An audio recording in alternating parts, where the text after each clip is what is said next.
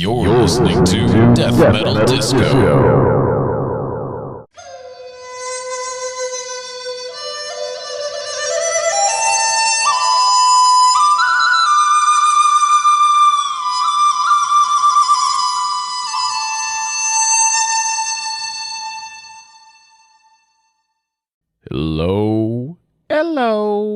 Hello. Konnichiwa. Guten Tag. Hola. That's where my foreign language skills stop. Welcome to the Death Metal Disco, a podcast where I talk about whatever the hell I want to. And you can listen, or you can switch to something else and probably better. Say like The Lost Chill, a podcast about books, and by two friends who are insane, and I love them. I talk about mostly movies and music and stuff that I do. This is like my own personal blog, audio blog. They haven't come up with a thing like vlog for it, though. So it's like alog. Oh, no, we don't want that. Or we do, but never mind. Anyway, hello and welcome to the Death Metal Disco podcast. I'm James, and if you've been here before, welcome back. If you've never been here before, welcome to the rest of your life. Just kidding. Thanks for listening. I don't care how you got here, but I'm glad you're here. And I hope you enjoy listening to my random fucking weird-ass takes with lots of F-bombs and profanity and such. Maybe we'll get a visit from my cat, Loki. Maybe we won't. I don't know where she went. Could be sleeping. She could be peeing on my bed. I don't know.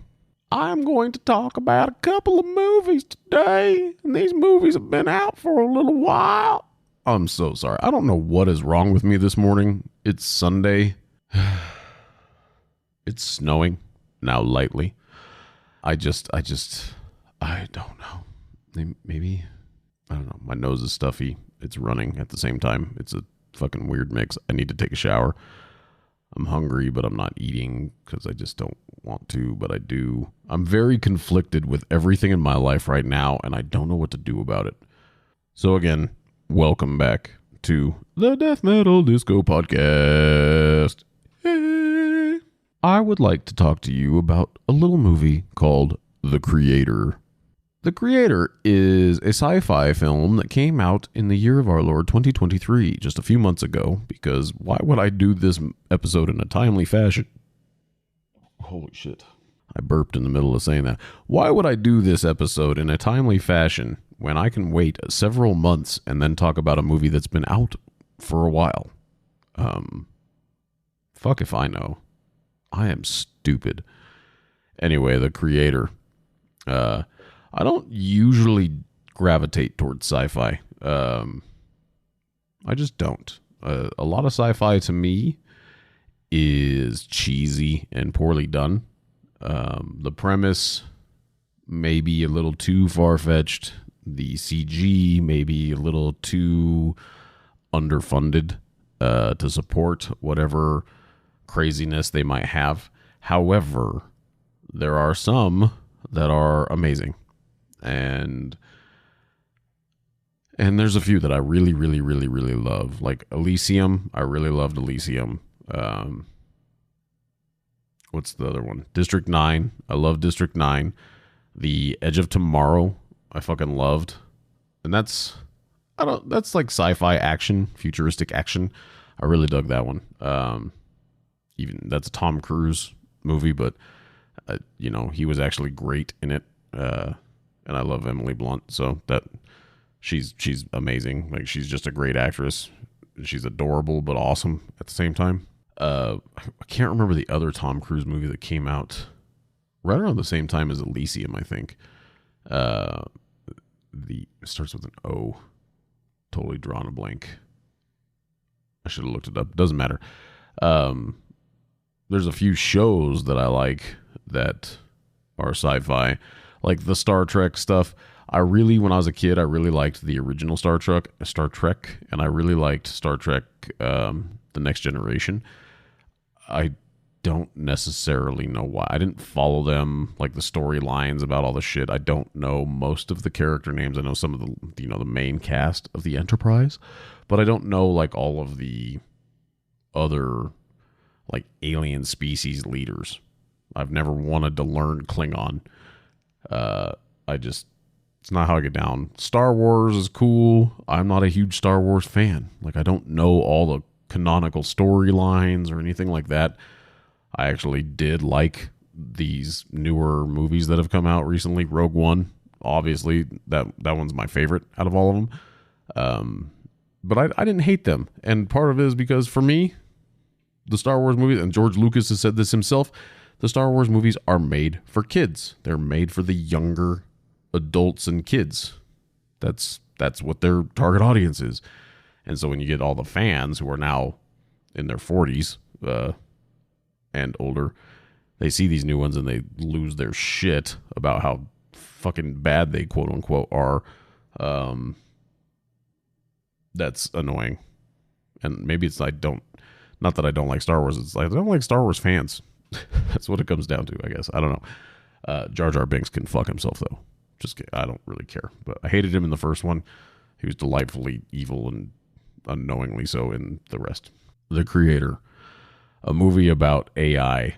And we're in the world right now, AI is becoming a everyday thing, whether you wanted to or not. That is just the way it is going. And for better or worse, for the most part, I think it's for the better.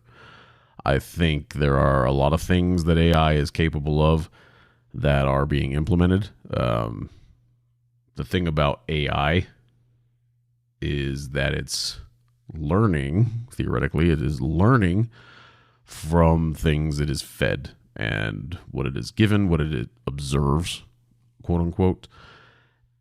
And that is what people are afraid of, I think. Inherently, it is ingesting and processing things around it, just like, a baby would. And then it is doing with that what it should within its programmed guidelines. So, if you've ever searched the laws of robotics, there are guidelines. So, yeah. With AI being such a hot topic these days between just everybody, it stands to reason that somebody's going to make a movie about it. I didn't expect somebody to make such a beautiful movie about AI. This one is, beautiful is just the word that comes to my mind when I want to talk about this movie, because it was just beautiful. First, John David Washington. He's the lead main guy in the movie. I've seen him before in the show Ballers, and he's a great actor. He was great in that show. I only watched like 2 or 3 seasons of it. I think there were maybe more than that, with the Dwayne Johnson, The Rock, about football players and their agent, blah, blah, blah. He was also in Tenet. I did not watch Tenet. It's on my list. I just never made a point to go back and watch it. I heard very mixed reviews about it. I'll probably watch it at some point. He was in the Black Klansman. Didn't watch that one either. I don't know. I just haven't made a chance to watch that one. He's also Denzel Washington's son, which I did not know. Did not know until I was putting this episode together as far as what I wanted to talk about. Then putting together an outline, because now I do outlines. So it's not quite as random as it used to be. And occasionally I even research things like that. But John David Washington, he's likable. His character is likable in this. He's morally conflicted with how he feels about AI. So in this movie, the Western world, America specifically, everybody was embracing AI. They had AI robots. They had AI maids, all this shit. Well, then a nuclear device goes off in LA, and it was blamed on AI. And so naturally, now America has to go and save the world from AI, the AI that it probably created, right? So, as is the protocol for American world justice. Team America, fuck yeah. Standard operating procedure in all things Hollywood for us. That's the whole premise. The other part of that is that basically the rest of the world, mostly like Asia and Europe, they are actually totally cool with AI. They still utilize it. They don't have any problems with AI. AI to them actually are almost the same as humans, other than like biological breeding and things like that. That's how they're treated, and that's how they basically function as AI in the movie. And then in the East and Southeast Asia, those types of geographical locations, that's where AI thrives. And by AI, I mean specifically the AI robots, basically. The humanoid robots. They're not wrapped in like synthetic skin, like Terminators or anything like that. They're just different robots. They can have, I can't remember what they called them now, but you can get, I should have written this down. You can get, they're basically like, you can get things called simulants. I had to go look. The simulants are basically like, they do a scan of your face, body, blah, blah, blah, and create essentially a shell of your human form or a human form to place this AI in. And it could even be like memory copying. So you could basically go into the singularity, if you will, and download your existence into the singularity and then potentially live forever, right? So that's kind of the whole premise of it, right? And then add on to this war that America wants to decimate all AI. Maybe not all AI, but AI as a humanoid robotic race, if you will. John David Washington's character was like a former military man who was part of this big battle or whatever. I can't remember what his rank was in there, but well respected. The movie has him and his wife, or flashes back to him and his wife who was pregnant, and they had, even though he was part of the army at one point, he's also part of this resistance, and they have AI helpers, servants, friends, whatever, helping them do things. But it turns out that they're looking for the creator, and they're calling the creator this one person who is responsible for building the current, most modern AI in existence, the most close to human that they have. And that's the thing, is that everybody's looking for this. He gets recruited to go look for it. They come and they find him and they go look for it. His wife and unborn child end up getting killed during this whole process.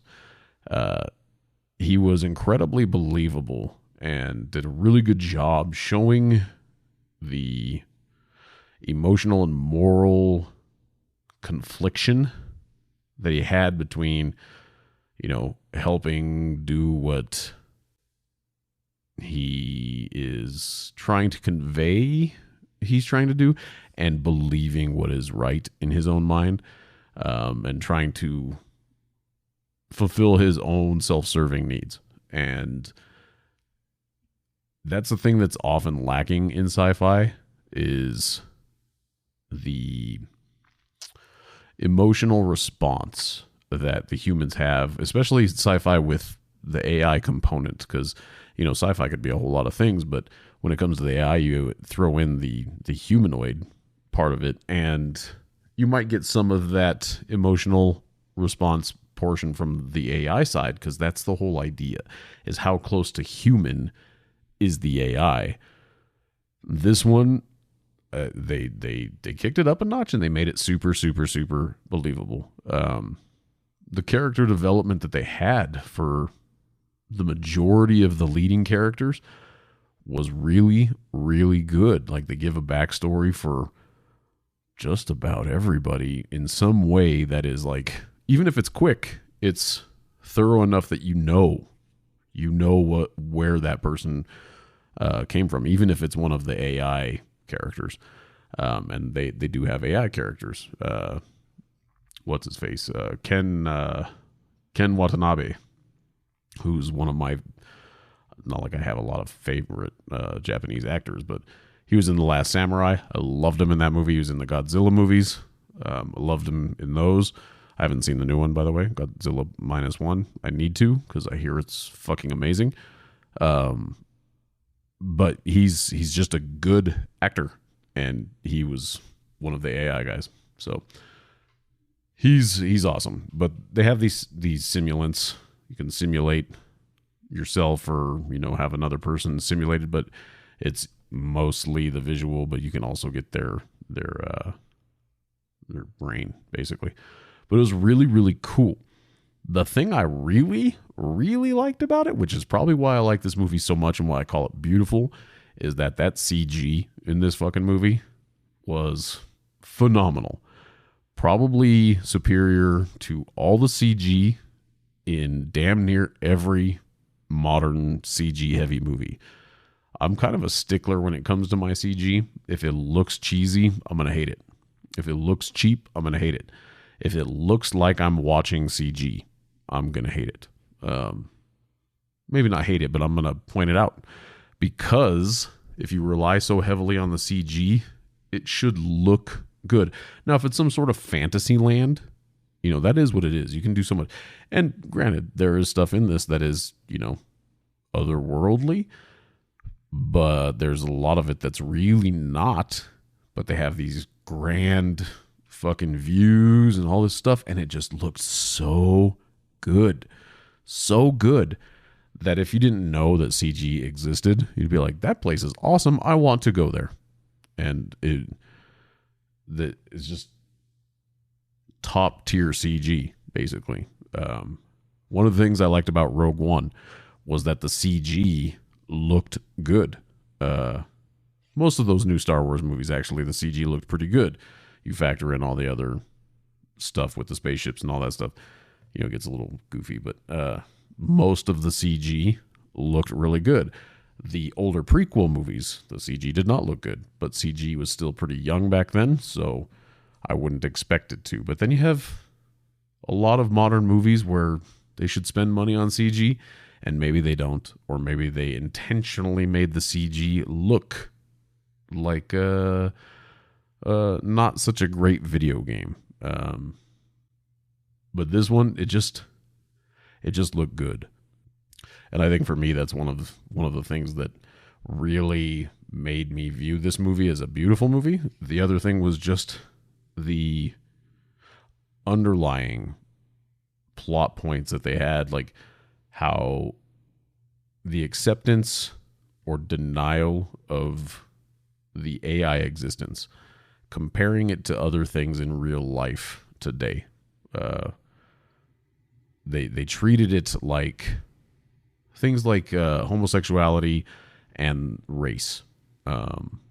What's your stance on those? And they applied that to AI because it's the same thing. I'm not saying that those are the same things as each other, but it's the same. People react similarly between those things. If you're different than me, so now I have to judge you accordingly. That type of thing. You are capable of destroying my entire race somehow.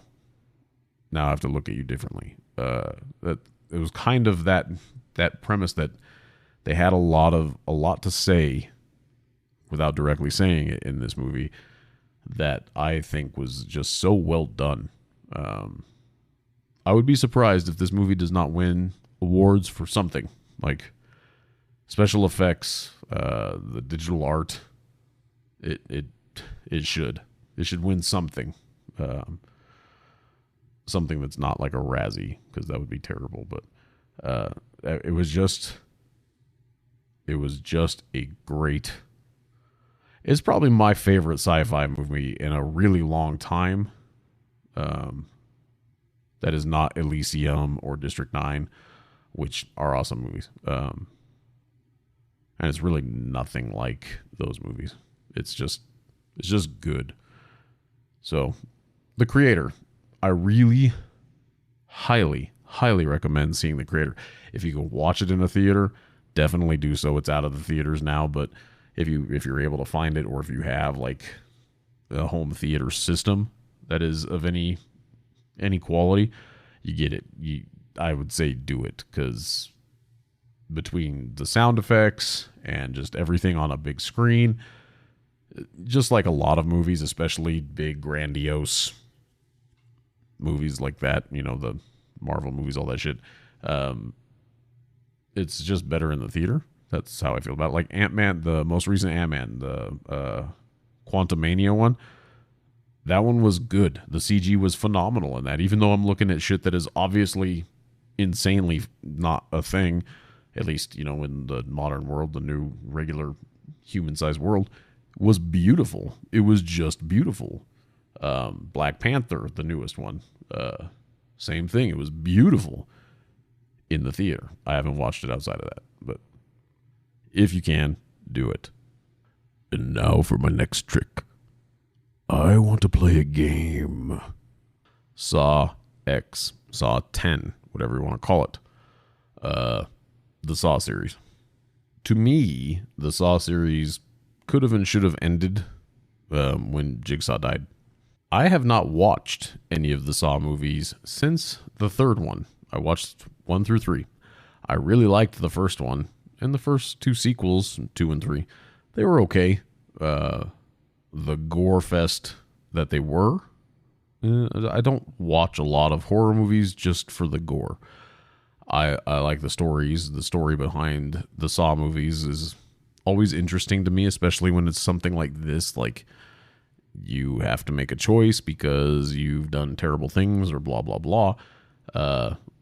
Putting yourselves in those shoes, if I have to imagine, I've made decisions in my life that for, one way or the other, maybe weren't the best. I didn't go out of my way intentionally to hurt anybody, that type of thing. But think about the decisions that you have made in your life, and then try to put yourself in some sort of cage that's about to rip your head open if you can't kill your best friend to get the key to unlock your own head. That type of thing. So that's the thing I do like about the Saw movies, is how would I feel? How would I react? Would I be able to do any of those things if I was placed in one of those positions for whatever reason? Chances are good I would not end up in those, but, based on the criteria that Jigsaw seems to set. However, if you've ever seen the YouTube video Living with Jigsaw, it's hilarious, and I absolutely love it. But it's not actually Jigsaw that you're living with, sort of. But anyway, the series should have ended, because I don't particularly care for franchises that seem to go forever and ever and ever and ever and ever. Most of the time, they just get ridiculous and convoluted and just dumb. Like I said, I stopped watching after 3. It just seemed to be more of the same, and the trailers for any of the other ones never really sold me. I didn't see the Jigsaw movie. I probably should. I heard it was decent, and I didn't see Spiral, which is the spinoff. But he was telling me that Spiral was terrible, but mostly because Chris Rock in a serious role is hard to believe. He's done it before, but, that was Lethal Weapon 4, so a little bit more difficult that way, I guess. Maybe one day I'll go back and at least watch Jigsaw and Spiral. Spiral, I don't think had any tie. Well, I don't know. I haven't seen it, so I can't really say. But this one I actually liked this one. The dude, I didn't look up his name. I keep forgetting it. The dude that plays Jigsaw, I don't know if I'd call him an icon in the horror. At this point, he has to be just for playing Jigsaw. But he does a great job of just cutting to the chase. This is what you did. This is what I think about it. Now you have choices to make, and you either live without an arm or you die.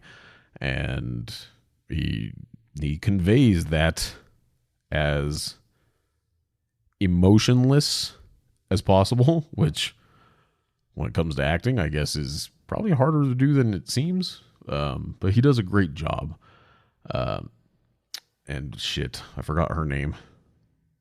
She's in a bunch of the other ones that I never saw.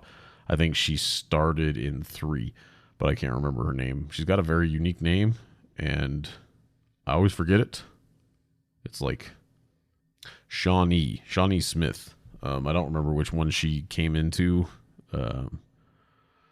She was on that show with the hell was his name from Cheers? Forever and ever and ever ago. Oh, she came into Saw 2. Saw 2 was her first one. I also didn't realize she is that much older than me. She is 54 years old. She was in The Blob in 1988. I had no idea. I don't know. Her character, like, without having seen any of the other ones, and it's been like Saw 2 and Saw 3 came out in 2005 and 6, and I haven't seen them since then. I watched them once and then never went back and watched them again. I don't know, I don't remember exactly what her character development is supposed to be throughout all of these movies, and definitely by the time she's at this point, you know, she's basically like Jigsaw's understudy. So I don't really have a premise for her character, but she does a pretty good job of being just as twisted as Jigsaw. So Tobin Bell, that's the main guy. He's awesome. What I liked about this one is, for anybody who does know the story, I know the story about him being, you know, he dies of cancer or whatever. He's dying of cancer. He finds out about, he runs into somebody that he knew, and they give him, hey, I got this operation done down in South America, and I am now cancer free. And they're like, oh, hey, you were fucking terminal, weren't you? He's like, yep. And he's like, holy shit, that sounds great. He does it, gives them a shit ton of money, and it turns out to be bullshit. And so now you've pissed off Jigsaw. So that's the whole premise of it. And that's a bad day. So the torture lessons that he has, the psychological fact notwithstanding, were pretty fucking brutal. Also a couple things where he's trying to, you know, the script gets flipped on him, and now he's in the positions of some of these devices. And it's interesting to see because, like, he's dying, right? So how willing to get out of these things is he, or is he just going to bite the bullet, as it were, and let it happen so that everybody else that maybe he cares about gets out? That was a nice twist. What I did not like about it is that I don't know if it was just the cinematography for it or what, it looked like it was really low budget, and it might have been, I don't know.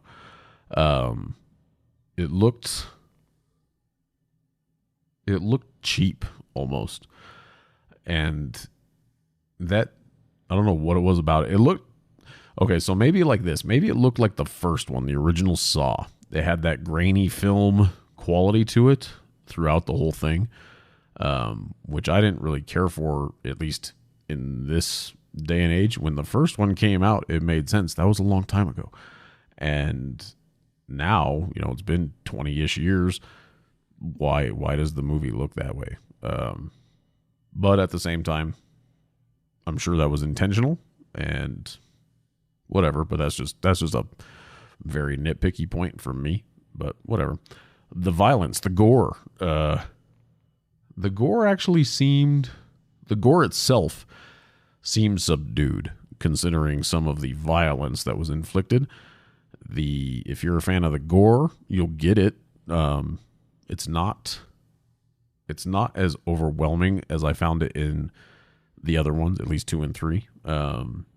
The brutality was definitely there, but they cut away at a lot of the gore. So a lot of it was more you get like a little glimpse of the gore, and maybe it was for ratings. I don't know. Maybe it was for money because gore equates to dollars. I don't know, but you still get the idea. Like, if I'm having to saw off my own leg, they showed a great deal of that. But it was interesting because it seemed less gory than I remember the other ones being, but it was still equally violent. So that was interesting. If you're a fan of the Saw movies, definitely watch it. You probably already have.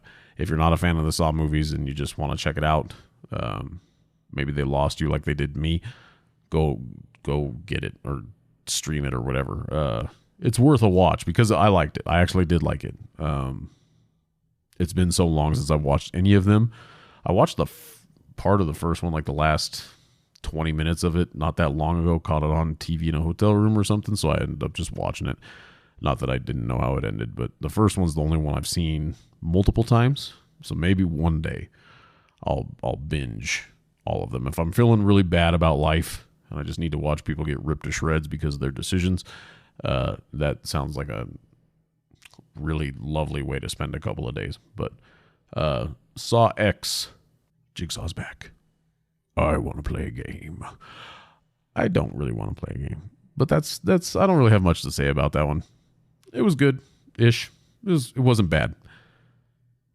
It's no Creator, though. The Creator was awesome. Go watch the fucking Creator. Anyway, thanks for listening. I'm going to wrap this up. I hope you all have a fantastic life. It's almost 2024, and that's weird to me. Feels like man, it really does not feel like it's been a year since we started 2023. But I'm glad you're here. So thanks for listening. Take care of yourselves. Take care of, everybody else, or at least yourselves.